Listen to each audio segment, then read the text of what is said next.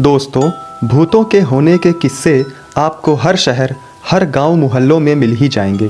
कहते हैं कि कई दिनों से खाली पड़े घर या खंडहरों में भूतों का बसेरा हो जाता है। दरअसल भूत प्रेत कहने से ऐसे अदृश्य मनुष्यों का बोध होता है जिनका स्थूल शरीर मर चुका है। आत्मा के 3 स्वरूप माने गए हैं: जीवात्मा, प्रेतात्मा और सूक्ष्म आत्मा।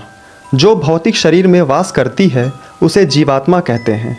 जब इस जीवात्मा का वासनामय शरीर में वास होता है तब उसे प्रेत आत्मा कहते हैं, और जब यह आत्मा सूक्ष्मतम शरीर में वास करती है तो उसे सूक्ष्म आत्मा कहते हैं। हमारे ग्रंथों में प्रेत शब्द निंदा सूचक अर्थ के साथ प्रयोग हुआ है। इसे पाप योनि माना गया है।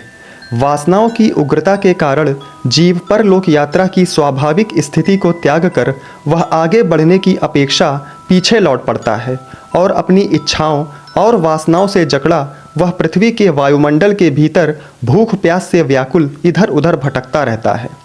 अधिकतर जो व्यक्ति भूखा प्यासा, संभोग सुख से वंचित, राग द्वेष युक्त, लोभ, वासना आदि इच्छाएं और भावनाएं लेकर मरता है, वह भूत बनकर भटकता है।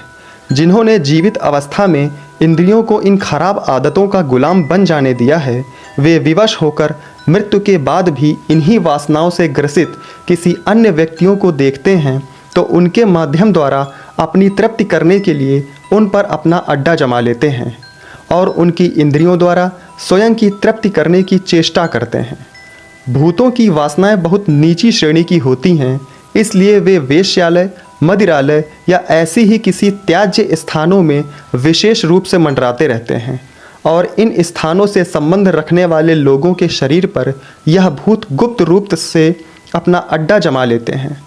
मनुष्य यद्यपि इनको पहचान नहीं पाते, पर जब वो ऐसे किसी त्याज्य स्थानों पर जाते हैं तो वे ऐसा अनुभव करते हैं कि उनकी वासना असाधारण रूप से उत्तेजित हो जाती है और व्यक्ति उस उत्तेजना के वश हो अपना विवेक खो बैठता है और अनेक कुकृत्य करने पर मजबूर हो जाता है।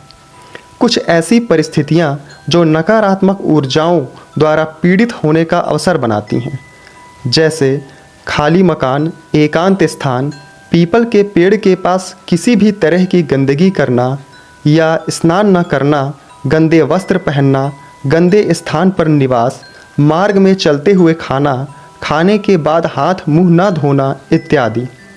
भूत प्रेत आदि हर समय हर किसी को परेशान नहीं करते, क्योंकि प्रेत संसार के भी कुछ नियम होते हैं।